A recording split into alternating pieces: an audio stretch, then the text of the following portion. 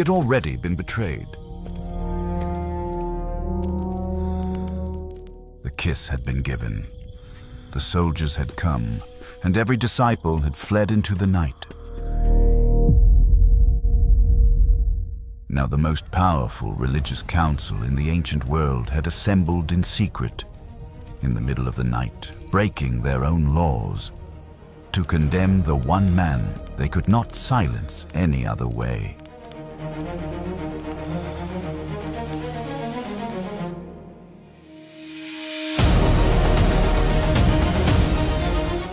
They brought false witnesses.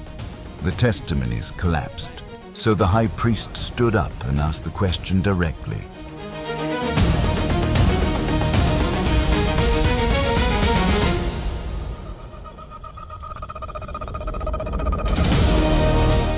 Are you the Messiah, the Son of the Blessed One?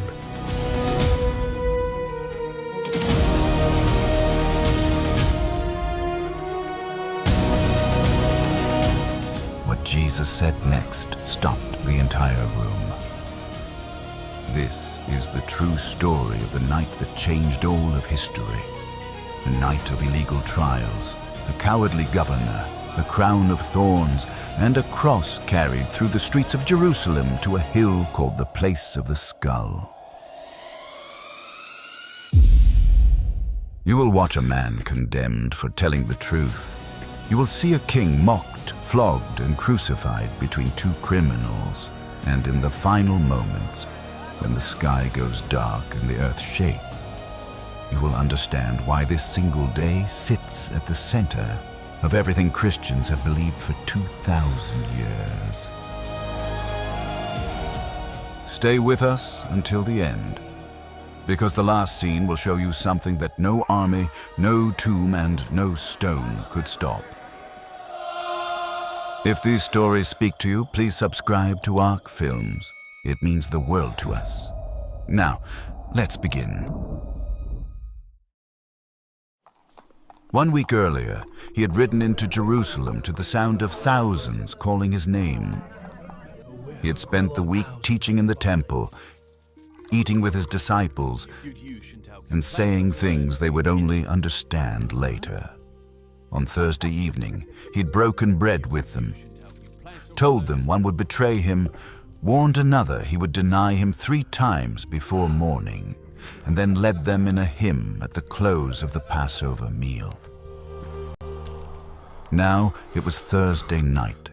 The hymn had barely faded, and somewhere in the city, a man with 30 pieces of silver was already moving. Jesus led his disciples out of Jerusalem, across the Kidron Valley, and into a garden called Gethsemane on the slope of the Mount of Olives. He left 8 of the disciples and took Peter, James, and John deeper into the garden. Then he said something that stopped all 3 of them. My soul is overwhelmed with sorrow to the point of death. Stay here and keep watch with me. He walked a little further on alone, fell with his face to the ground, and prayed, Father, if you are willing, take this cup from me. Yet not my will, but yours be done. The cup was a biblical image for suffering and judgment. He was not asking to avoid difficulty. He was asking with full knowledge of what was coming. Whether there was another way, there was not. And he rose from that ground and walked toward it anyway. Luke records that an angel appeared from heaven and strengthened him. God did not remove the cup, but he did not leave his son alone in that garden either. Strengthened, Jesus pressed deeper into the prayer. Luke records that in that anguish, his sweat fell to the ground like drops of blood.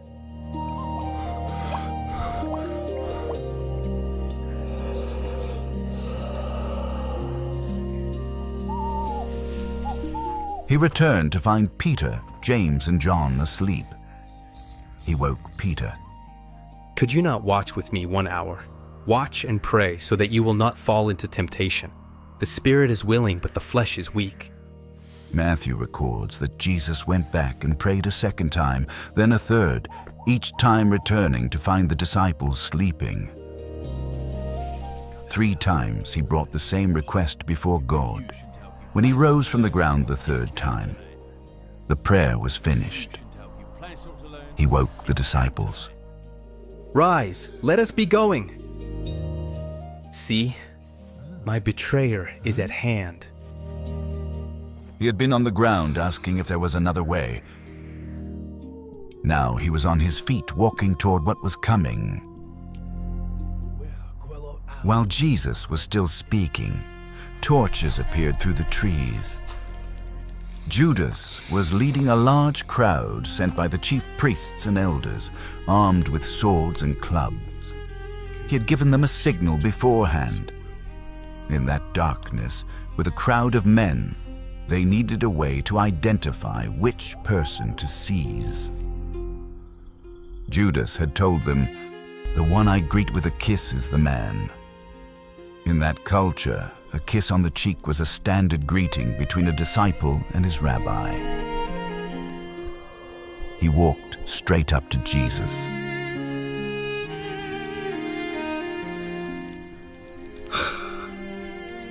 Rabbi. He kissed him. Jesus looked at him. Judas, are you betraying the Son of Man with a kiss? The crowd moved forward to seize Jesus. In the chaos, Peter drew his sword and swung it at the high priest's servant, a man named Malchus, cutting off his right ear. Jesus stopped him immediately. Put your sword away. Shall I not drink the cup the Father has given me? He reached out and touched Malchus's ear and healed him. It was the last miracle before his arrest. The man who had then turned to the crowd. Am I leading a rebellion that you have come out with swords and clubs? Every day I was with you in the temple courts, and you did not lay a hand on me. But this is your hour, and the power of darkness. His captors, exactly as he had known he would. They led Jesus through the gates of the high priest's house. Peter had followed at a distance through the darkened streets and slipped inside behind the crowd. In the courtyard, a charcoal fire burned against the night cold. He sat down among the servants and guards and waited.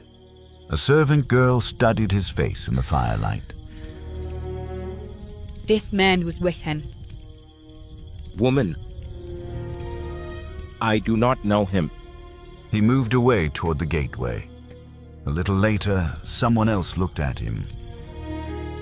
You also are one of them. Man, I am not. An hour passed. The fire crackled. The guards talked. Then a relative of Malchus, the man whose ear Peter had cut off in the garden, looked at him carefully. He had been there. He had seen Peter's face. Certainly this man was with him. He is a Galilean, his accent gives him away. Man, I do not know what you are saying. While he was still speaking, a rooster crowed. At that moment, Jesus was being led across the courtyard. He turned and looked straight at Peter. Peter remembered the words from the table. "Before the rooster crows, you will deny me 3 times."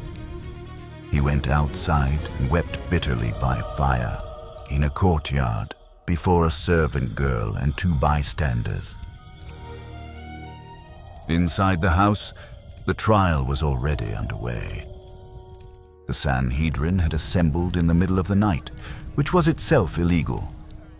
Jewish law required capital cases to be heard during daylight hours, with a full day between verdict and any sentence. The men who enforced the law had suspended it. Witnesses were brought in, but their accounts contradicted each other. Under Jewish law, a conviction required at least 2 witnesses whose testimony agreed. Finally, two came forward. This fellow saying, I am able to destroy the temple of God and rebuild it in 3 days. Even that testimony did not fully align between the two men. The case was still collapsing. Caiaphas stood and faced Jesus directly. Are you the Messiah, the Son of the Blessed One? Jesus had stayed silent through all the false testimony. Now he answered, I am. And you will see the Son of Man sitting at the right hand of the Mighty One and coming on the clouds of heaven. Two things in that answer stopped the room. Claiming to be the Messiah was not itself blasphemy. Many had made that claim. What crossed the line was the combination of what followed, sitting at the right hand of God and coming on the clouds of heaven. The second image came directly from Daniel 7:13. Every priest and scribe in that room knew the text. Jesus was not simply claiming to be Israel's king. He was placing himself in the position Scripture reserved for God alone. Under Jewish law, that was blasphemy, punishable by death. Jesus had said it plainly, in front of the entire council, with no ambiguity. Caiaphas tore his robes. The high priest was actually forbidden by Mosaic law from tearing his garments under normal circumstances. That he did so anyway showed how completely the proceedings had abandoned the law they claimed to uphold. He has spoken blasphemy. Why do we need any more witnesses? You have now heard the blasphemy. What do you think?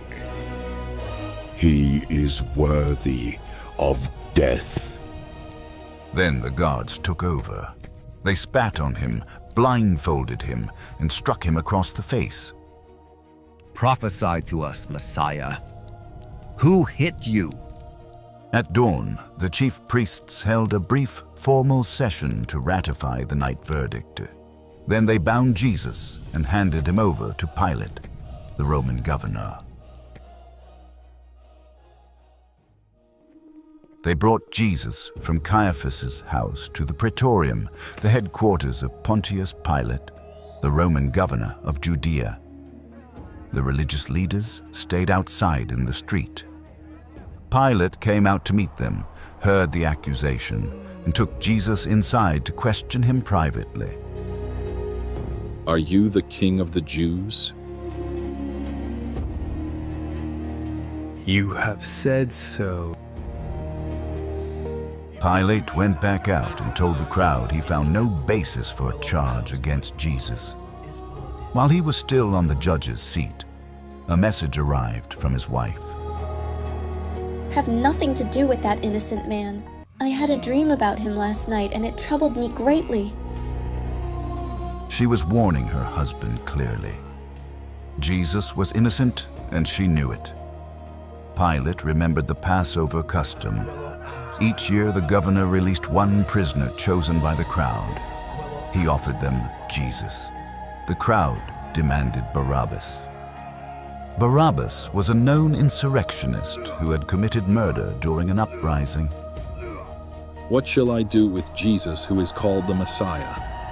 Crucify him! Crucify him! Crucify him! Crucify! It was a gesture. Responsibility cannot be washed off with water. Pilate knew exactly what he was doing. He released Barabbas and handed Jesus over to his soldiers. Elsewhere in the city, Judas had returned the 30 pieces of silver to the chief priests, declared he had betrayed innocent blood, and gone out and hanged himself. The priests used the money to buy a potter's field as a burial place for foreigners. Matthew records that this fulfilled a prophecy from Scripture. The soldiers took Jesus into the Praetorium courtyard where the entire battalion had gathered.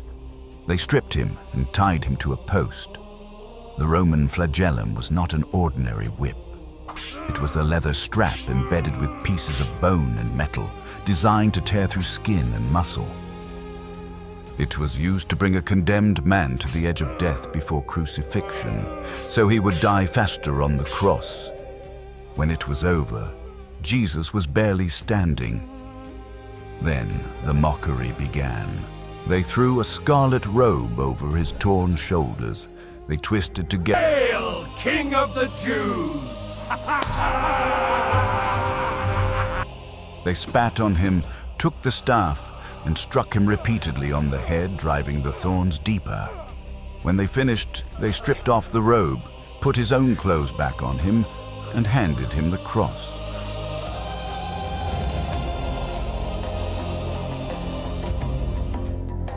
He was despised, rejected by men, a man of sorrows, acquainted with grief. We hid our faces, counted him nothing, yet he was wounded for all we have done. The punishment that brings us peace was laid on him alone. By his wounds we are healed. By his wounds we are healed. The Lord has laid on him the sin of us all.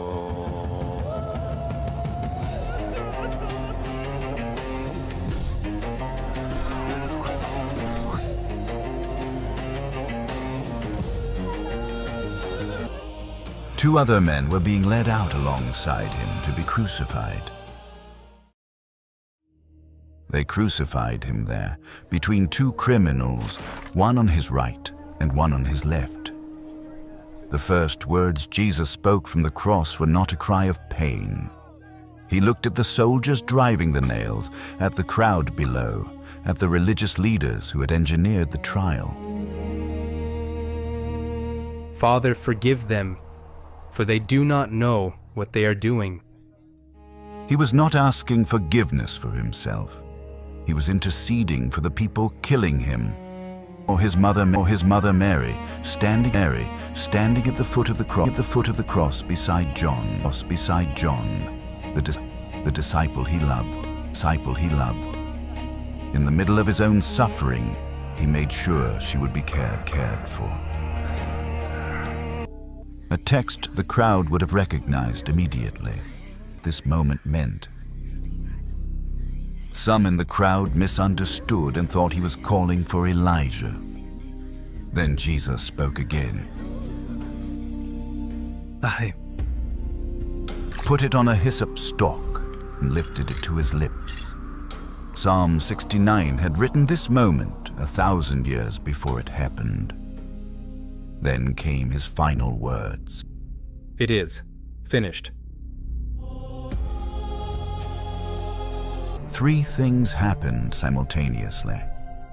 First, in Jerusalem stood the temple. The most heart was a chamber called the Holy of Holies, believed to be the dwelling place of God himself. It was sealed off from ordinary people by an enormous curtain. According to Third, tombs outside Jerusalem cracked open. Matthew records that after the resurrection, the bodies of many holy people who had died for claiming to be the Son of God was declared exactly that by a Roman soldier who had spent the day executing him. At a distance, a group of women watched. They had followed Jesus from Galilee and had been with him through his ministry.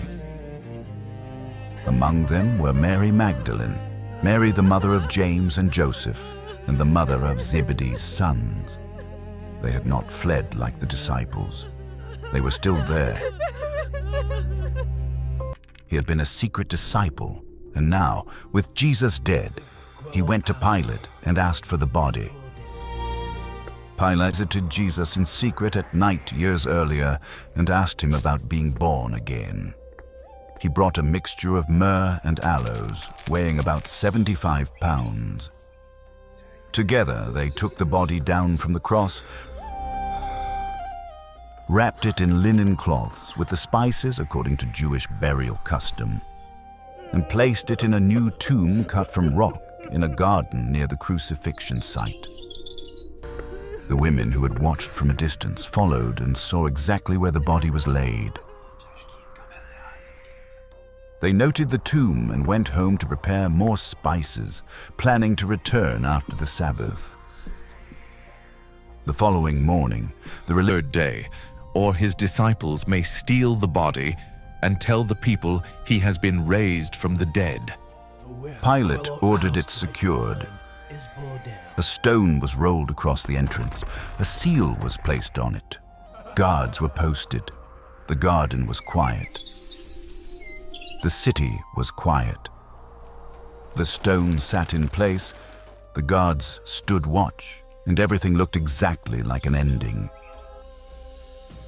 And so ends the story of a man who was innocent, condemned by those who knew it, and crucified by a world that could not bear what he was saying.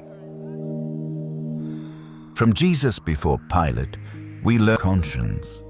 He had the power, the evidence, and a warning from his own wife.